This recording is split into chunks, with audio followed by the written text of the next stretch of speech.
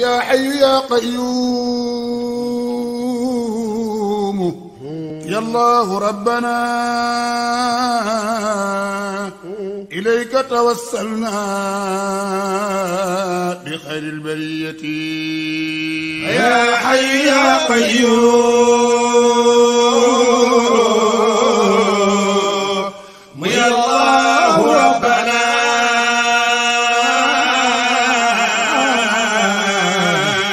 إليك توسلنا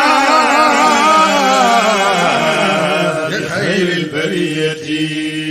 يا حي يا قيوم يا الله ربنا إليك توسلنا بخير البرية يا حي يا قيوم nga gis liggéey bu toll nii ñu def ko fi ci ñi yàgg ci suivre ouvrage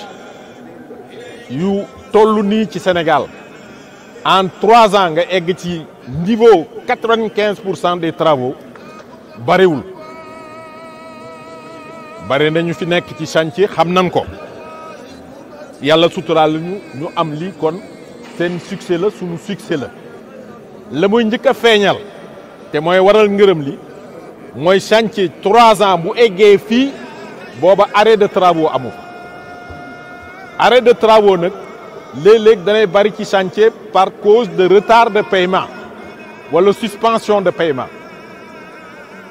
kon lii bu eggee fii mooy diggante 3 ans yooyu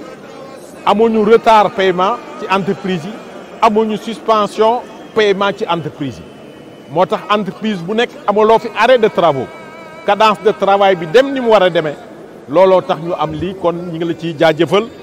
madame la directrice générale ci taxawaay boobu ak sa équipe yëpp ci turu président Makhtar Cissé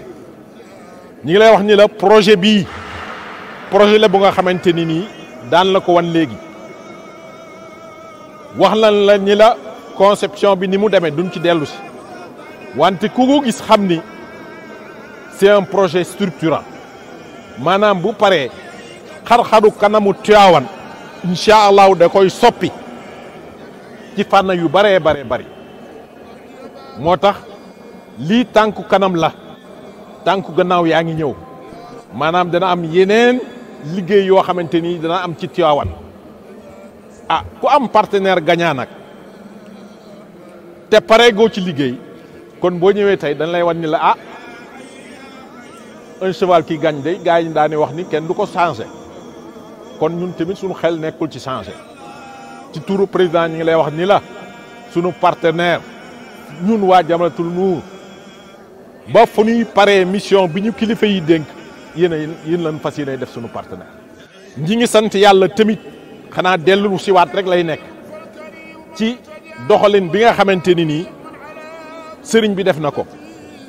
mooy dafa taxawal association comité dénk leen liggéey bi ni leen luy responsabilité teg naa ko ci seen loxo loolu kat bariwul ci réew mi wante nag ku xam kër gi xam ne doxalin boobu moo fi mos a am ma ngi ko nàmpatale ci waajuram ba maam Cheikh Abdoul Aziz Dabakh Malick ba mu commencé liggéey bi comité ba mu sampoon moom tamit moo indi comité bii jox leen responsabilité ñoom ñii di suñuy waajur di suñuy kilifa amul 1 franc bu nga xamante ni daan ko gérer ci jumaa ji kon ñoom gàcce ngalaam néew na nit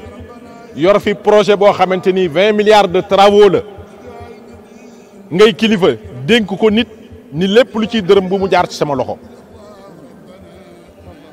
wante comité bi tamit gàcce ngalama yéenay banque bi wax nañ ko fële boobaak léegi ñi ngi ci sant sénégalais yi nga xamante ni ak ñi dul sénégalais ñi def xaalis ci jumaa ji président wax na ñi nga xam ni def nañ ci lu takkoo takku wante ngërëm li kët dañ koy jànge ci sunu maam lam daan wax ba ñi ci def ñetti dërëm parce que am na ñoo xamante ni nii ci compte banque bi yónnee nañ par Wave 17 francs symbole la ñooñu ñëpp la sunu maam ja yéene woon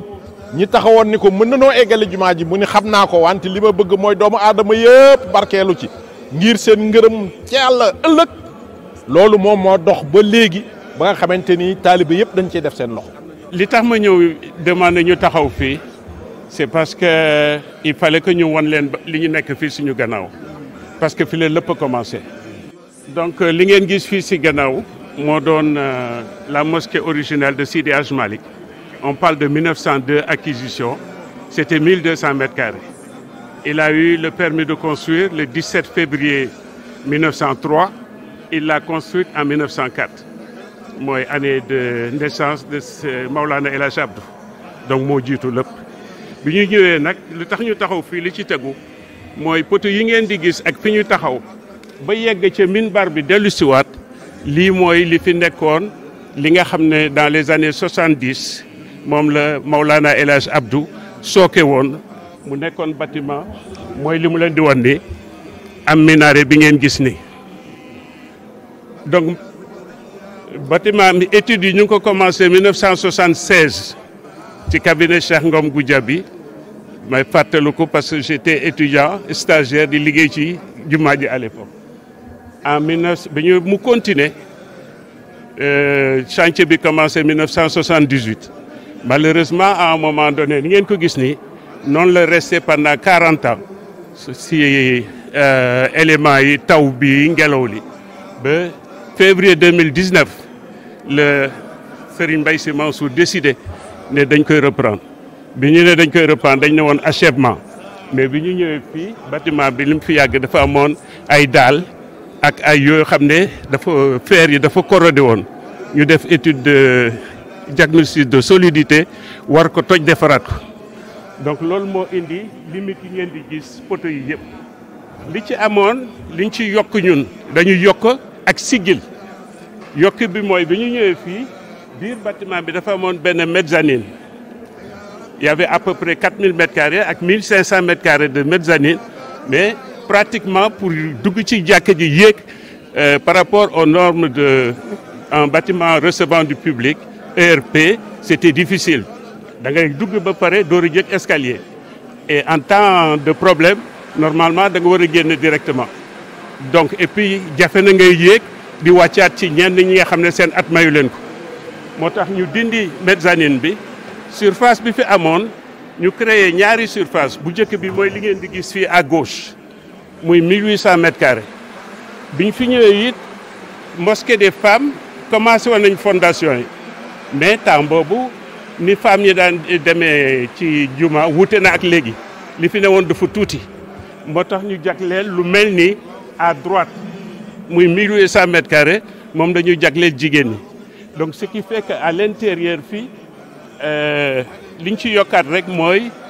def couverture bi ci bâtiment bi ngeen gis muy 1500 mètres carrés yoo xam ne espace de prière la donc ci gàttal léegi am nañu lu mat 10 000 mètres carrés en surface de prière intérieure ak 12 000 mètres carrés yoo xam ne mooy esplanade bi fu ñu mën a julli ci biti leneen li ci nekk mooy maa ngi wax sigil mezzanine bi 7 mètres la ne woon ñu amoon fi bi ñu yegsee léegi bi ci gën a tuuti à part bi nekk fii suñu gannaaw mooy li partie basse bi li ci des 11 mètres la doom bi ngeen gisoon fii mu ngi fi woon bële mu ngi fi woon mais hauteur yi la ñu yokk par exemple bële dafa amoon ay arches yoo xam ne fa ñu daje woon 20 mètres la mu am arche bu ci newoon ñu yóbbal ko ba 32 mètres donc loolu mooy li nga xam ne moom lañ fi def changer aussi architecture intérieure bi ci ndigalu sëriñ bi donc li ci des mooy fii la ñu toll ci volume li des ci détails yi technique dama koy bàyyeeg suma collaborateur bi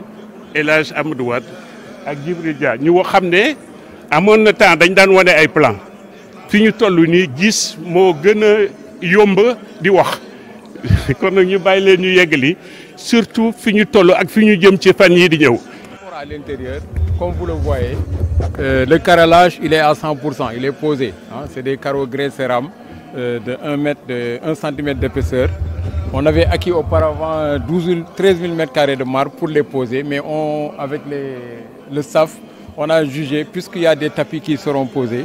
de ne pas poser le marbre et de mettre tapis dessus et de déplacer le marbre vers l'esplanade. C'est ce qui est retenu. Donc le marbre qui retient moins de chaleur, qui est confortable de l'extérieur, ce sera clair. À l'intérieur, tout est fini. Pour les décorations que vous voyez, sur les décorations verticales et horizontales, c'est-à-dire sur les murs qu'on a démarré en février 2023 avec l'entreprise turque, c'est terminé. Il reste une couche de protection qu'on mettra au dernier moment, qu'ils ont déjà commencé. Les décorations aussi sur le faux plafond, comme vous le voyez. Au-dessus, il y a toute une pile d'installation, de climatisation, les gaines et tout ça. Ce que vous voyez là-bas en haut,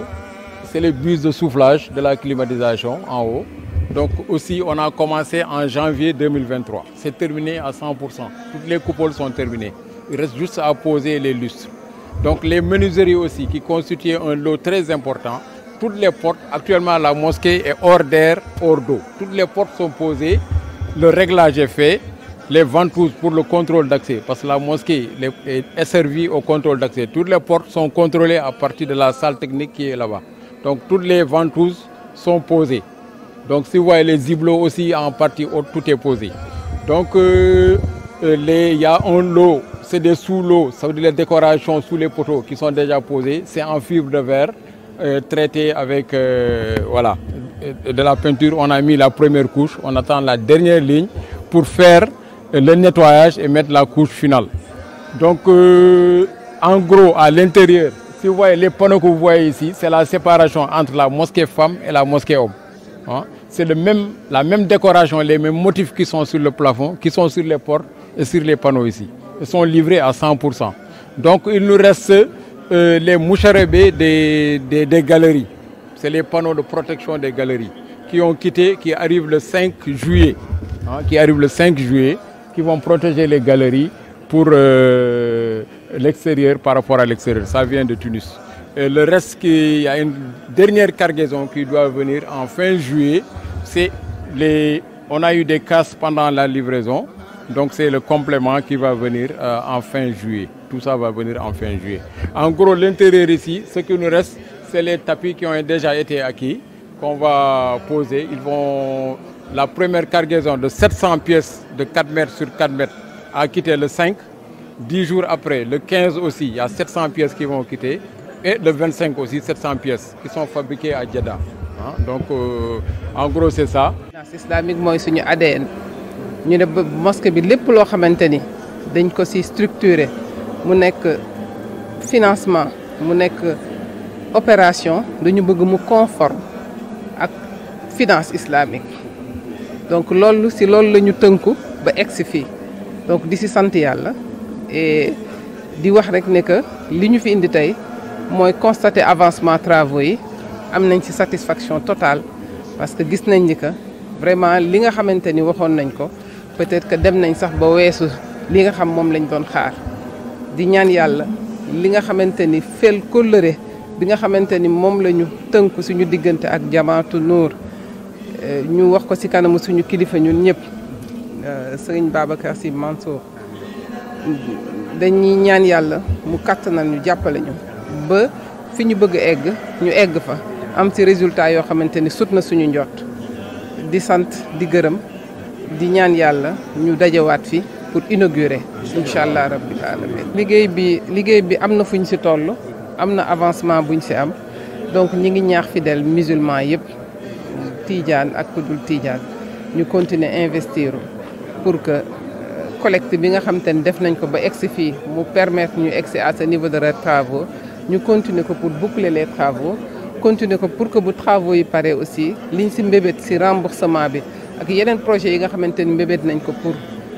mosquée bi et pour Tivaouane ñu mën ko continuer di ko réaliser comme niñ ko bëgg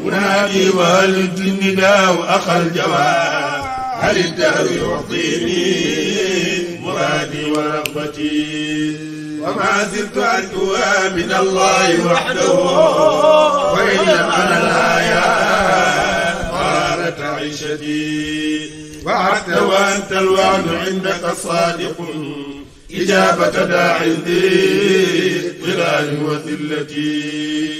إلهي فاعف الوالدين ذنوبهم كذلك يا رحمن